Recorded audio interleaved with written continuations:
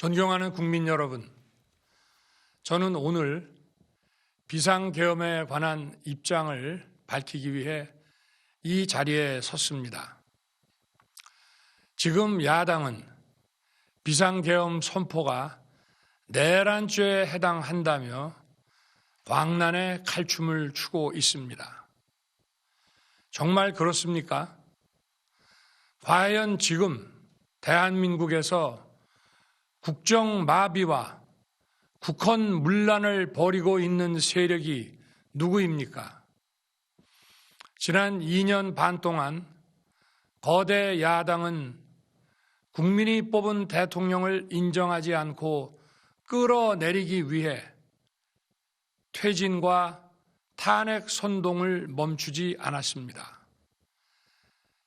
대선 결과를 승복하지 않은 것입니다. 대선 이후부터 현재까지 무려 178회에 달하는 대통령 퇴진 탄핵 집회가 임기 초부터 열렸습니다. 대통령의 국정 운영을 마비시키기 위해 우리 정부 출범 이후부터 지금까지 수십 명의 정부 공직자 탄핵을 추진했습니다.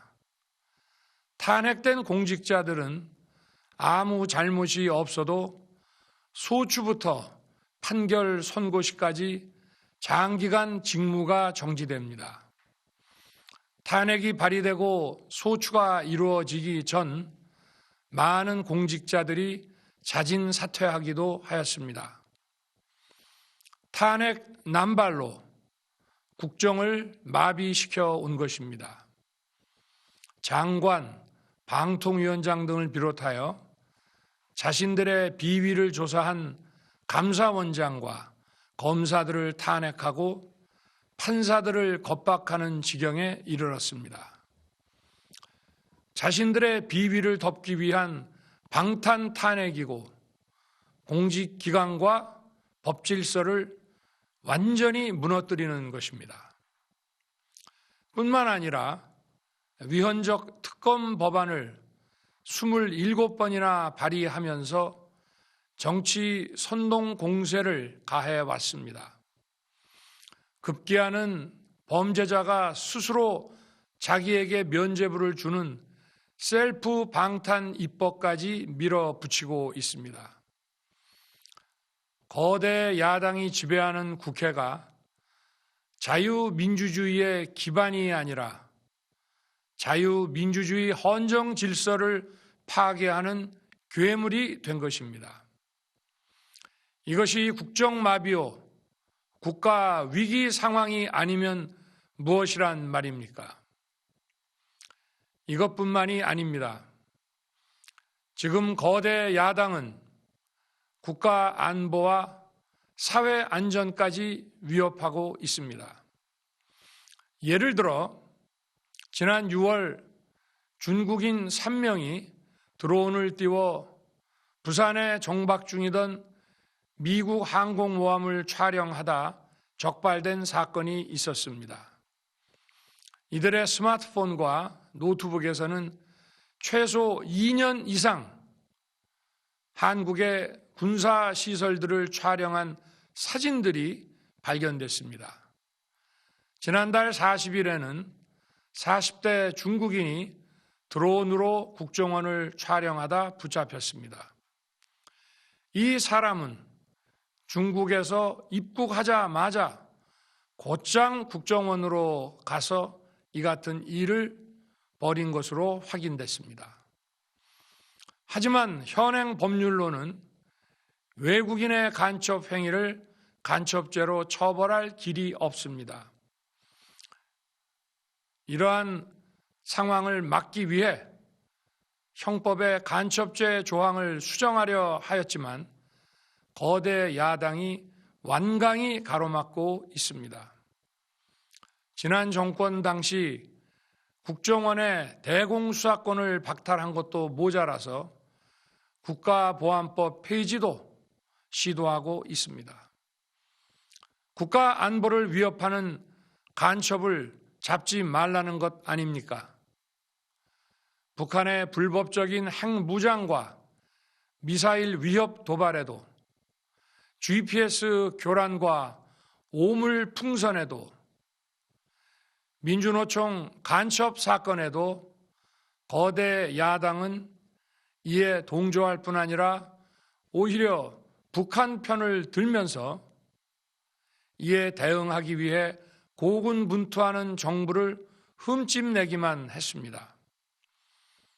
북한의 불법 핵 개발에 따른 유엔 대북 제재도 먼저 풀어야 한다고 주장합니다.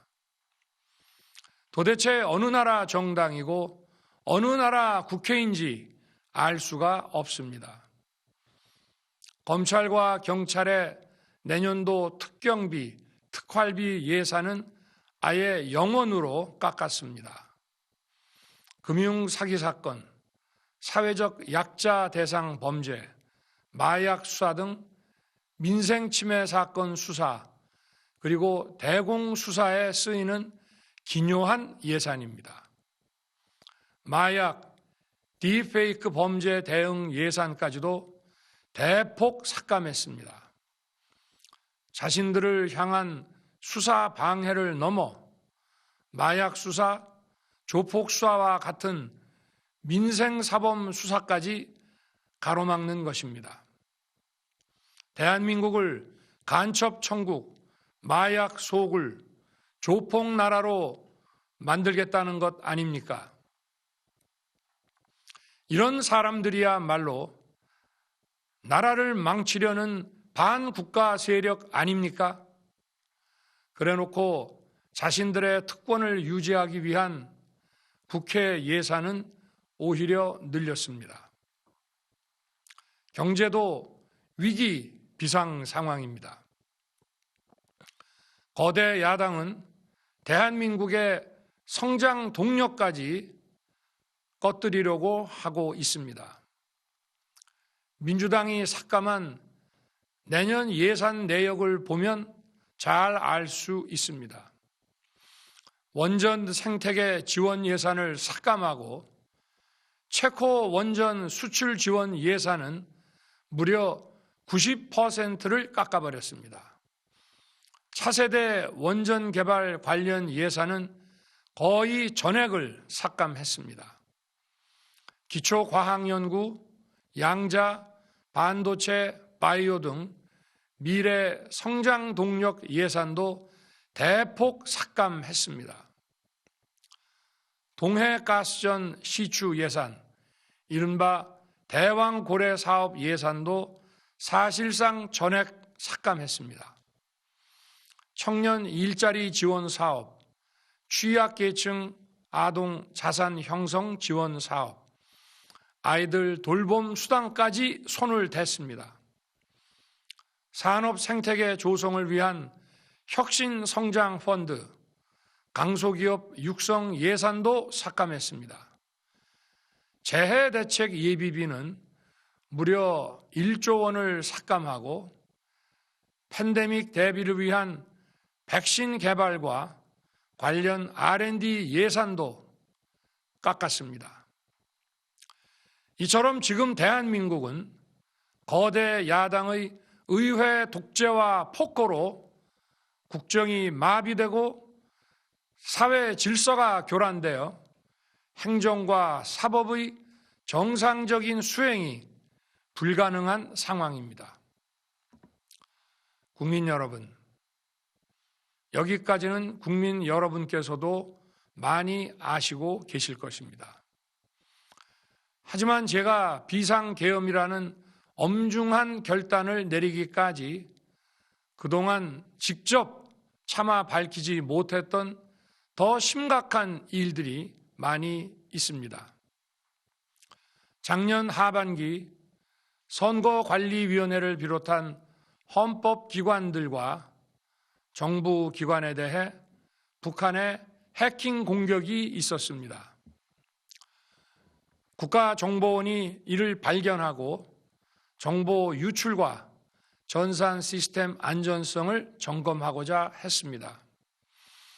다른 모든 기관들은 자신들의 참관하에 국정원이 점검하는 것에 동의하여 시스템 점검이 진행되었습니다. 그러나 선거관리위원회는 헌법기관임을 내세우며 완강히 거부하였습니다. 그러다가 선관위에 대규모 채용 부정 사건이 터져 감사와 수사를 받게 되자 국정원의 점검을 받겠다고 한 발 물러섰습니다. 그렇지만 전체 시스템 장비의 아주 일부분만 점검에 응하였고 나머지는 불응했습니다. 시스템 장비 일부분만 점검했지만 상황은 심각했습니다. 국정원 직원이 해커로서 해킹을 시도하자 얼마든지 데이터 조작이 가능하였고 방화벽도 사실상 없는 것이나 마찬가지였습니다. 비밀번호도 아주 단순하여 1, 2, 3, 4, 5 같은 식이었습니다. 시스템 보안 관리 회사도 아주 작은 규모의 전문성이 매우 부족한 회사였습니다.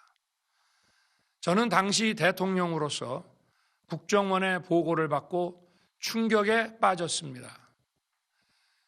민주주의의 핵심인 선거를 관리하는 전산 시스템이 이렇게 엉터리인데 어떻게 국민들이 선거 결과를 신뢰할 수 있겠습니까? 선관위도 국정원의 보안 점검 과정에 입회하여 지켜보았지만 자신들이 직접 데이터를 조작한 일이 없다는 변명만 되풀이할 뿐이었습니다. 선관위는 헌법기관이고 사법부 관계자들이 위원으로 있어 영장에 의한 압수수색이나 강제 수사가 사실상 불가능합니다. 스스로 협조하지 않으면 진상규명이 불가능합니다. 지난 24년 4월 총선을 앞두고도 문제 있는 부분에 대한 개선을 요구했지만 제대로 개선되었는지는 알 수 없습니다. 그래서 저는 이번에 국방장관에게 선관위 전산 시스템을 점검하도록 지시한 것입니다.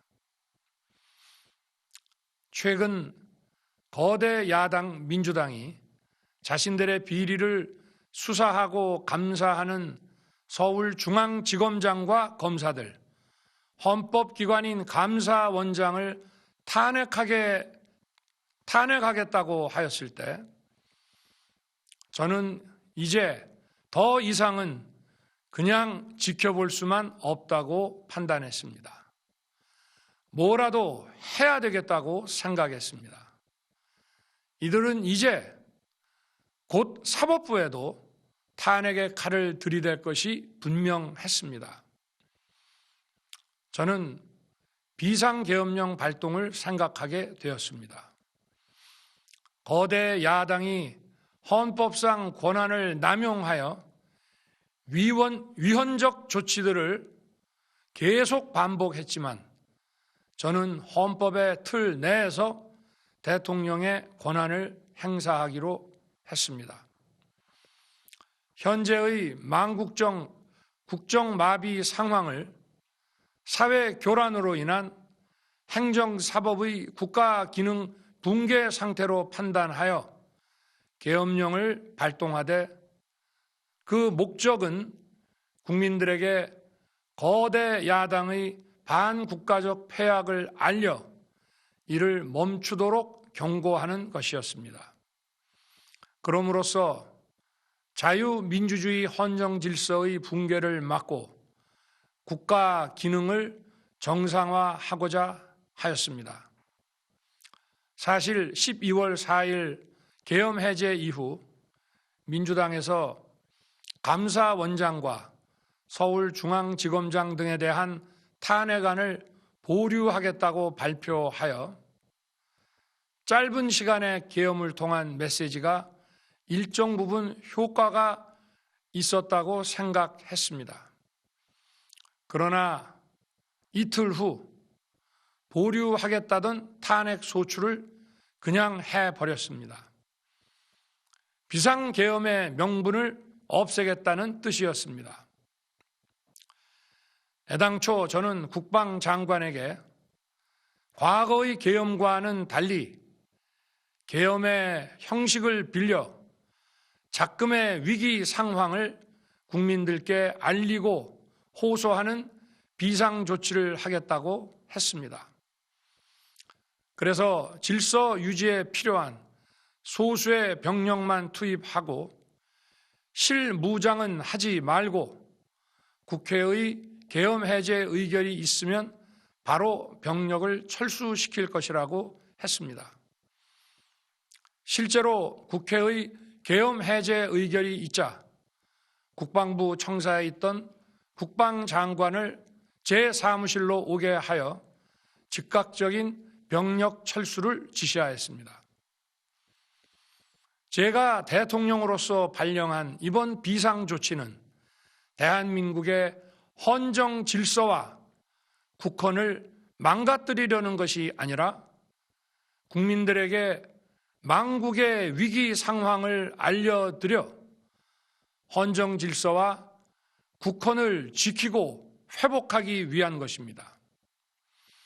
소규모이지만 병력을 국회에 투입한 이유도 거대 야당의 망국적 행태를 상징적으로 알리고 계엄 선포 방송을 본 국회 관계자와 시민들이 대거 몰릴 것을 대비하여 질서 유지를 하기 위한 것이지 국회를 해산시키거나 기능을 마비시키려는 것이 아님은 자명합니다. 300명 미만의 실무장하지 않은 병력으로 그 넓디 넓은 국회 공간을 상당 기간 장악할 수 없는 것입니다. 과거와 같은 계엄을 하려면 수만 명의 병력이 필요하고 광범위한 사전 논의와 준비가 필요하지만 저는 국방장관에게 계엄령 발령 담화 방송으로 국민들께 알린 이후에 병력을 이동시키라고 지시했습니다. 그래서 10시 30분 담화 방송을 하고 병력 투입도 11시 30분에서 12시 조금 넘어서 이루어졌으며 1시 조금 넘어 국회의 계엄 해제 결의가 있자 즉각 군 철수를 지시하였습니다. 결국 병력이 투입된 시간은 한두 시간 정도에 불과합니다. 만일 국회 기능을 마비시키려 했다면 평일이 아닌 주말을 기해서 계엄을 발동했을 것입니다. 국회 건물에 대한 단전 단수 조치부터 취했을 것이고 방송 송출도 제한했을 것입니다. 그러나 그 어느 것도 하지 않았습니다. 국회에서 정상적으로 심의가 이루어졌고 방송을 통해 온 국민이 국회 상황을 지켜보았습니다. 자유민주 헌정 질서를 회복하고 수호하기 위해 국민들께 망국적 상황을 호소하는 불가피한 비상조치를 했지만 사상자가 발생하지 않도록 안전사고 방지에 만전을 기하도록 하였고 사병이 아닌 부사관 이상 정예 병력만 이동시키도록 한 것입니다. 저는 이번 비상계엄을 준비하면서 오로지 국방장관하고만 논의하였고 대통령실과 내각 일부 인사에게 선포 직전 국무회의에서 알렸습니다. 각자의 담당 업무 관점에서 우려되는 반대 의견 개진도 많았습니다. 저는 국정 전반을 보는 대통령의 입장에서 현 상황에서 이런 조치가 불가피하다고 설명했습니다. 군 관계자들은 모두 대통령의 비상계엄 발표 이후 병력 이동 지시를 따른 것이니만큼 이들에게는 전혀 잘못이 없습니다. 그리고 분명히 말씀드리지만 저는 국회 관계자의 국회 출입을 막지 않도록 하였고, 그래서 국회의원과 엄청나게 많은 인파가 국회 마당과 본관, 본회의장으로 들어갔고 계엄해제 안건 심의도 진행된 것입니다. 그런데도 어떻게든 내란죄를 만들어 대통령을 끌어내리기 위해 수많은 허위 선동을 만들어내고 있습니다. 도대체 2시간짜리 내란이라는 것이 있습니까? 질서 유지를 위해 소수의 병력을 잠시 투입한 것이 폭동이란 말입니까? 거대 야당이 거짓 선동으로 탄핵을 서두르는 이유가 무엇이겠습니까? 단 하나입니다. 거대 야당 대표의 유죄 선고가 임박하자 대통령의 탄핵을 통해 이를 회피하고 조기 대선을 치르려는 것입니다. 국가 시스템을 무너뜨려서라도 자신의 범죄를 덮고 국정을 장악하려는 것입니다. 이야말로 국헌문란 행위 아닙니까? 저를 탄핵하든 수사하든 저는 이에 당당히 맞설 것입니다. 저는 이번 계엄 선포와 관련해서 법적, 정치적 책임 문제를 회피하지 않겠다고 이미 말씀드린 바 있습니다. 저는 대통령 취임 이후 지금까지 단 한순간도 개인적인 인기나 대통령 임기, 자리 보존에 연연해 온 적이 없습니다. 자리 보존 생각만 있었다면 국헌문란 세력과 구태여 맞서 싸울 일도 없었고 이번과 같이 비상계엄을 선포하는 일은 더더욱 없었을 것입니다. 5년 임기 자리 지키기에만 매달려 국가와 국민을 외면할 수 없었습니다. 저를 뽑아주신 국민의 뜻을 저버릴 수 없었습니다. 하루가 멀다 하고 다수의 힘으로 입법 폭거를 일삼고 오로지 방탄에만 혈안되어 있는 거대 야당의 의회 독재에 맞서 대한민국의 자유민주주의와 헌정 질서를 지키려 했던 것입니다. 그 길밖에 없다고 판단해서 내린 대통령의 헌법적 결단이자 통치 행위가 어떻게 내란이 될 수 있습니까? 대통령의 비상계엄 선포권 행사는 사명권 행사, 외교권 행사와 같은 사법심사의 대상이 되지 않는 통치 행위입니다. 국민 여러분, 지금 야당은 저를 중범죄자로 몰면서 당장 대통령직에서 끌어내리려 하고 있습니다. 만일 망국적 국헌문란 세력이 이 나라를 지배한다면 어떤 일이 벌어지겠습니까? 위헌적인 법률, 셀프 면죄부 법률, 경제 폭망 법률들이 국회를 무차별 통과해서 이 나라를 완전히 부술 것입니다. 원전산업, 반도체 산업을 비롯한 미래 성장 동력은 고사될 것이고 중국산 태양광 시설들이 전국의 살림을 파괴할 것입니다. 우리 안보와 경제의 기반인 한미 동맹, 한미일 공조는 또다시 무너질 것입니다. 북한은 핵과 미사일을 고도화하여 우리의 삶을 더 심각하게 위협할 것입니다. 그러면 이 나라 대한민국의 미래가 어떻게 되겠습니까? 간첩이 활개치고 마약이 미래 세대를 망가뜨리고 조폭이 설치는 그런 나라가 되지 않겠습니까? 지금껏 국정 마비와 국헌 문란을 주도한 세력과 범죄자 집단이 국정을 장악하고 대한민국의 미래를 위협하는 일만큼은 어떤 일이 있어도 막아야 합니다. 저는 끝까지 싸울 것입니다. 국민 여러분, 국정 마비의 망국적 비상 상황에서 나라를 지키기 위해, 국정을 정상화하기 위해 대통령의 법적 권한으로 행사한 비상계엄 조치는 대통령의 고도의 정치적 판단이고 오로지 국회의 해제 요구만으로 통제할 수 있는 것입니다. 이것이 사법부의 판례와 헌법학계의 다수 의견임을 많은 분들이 알고 있습니다. 저는 국회 해제 요구를 즉각 수용했습니다.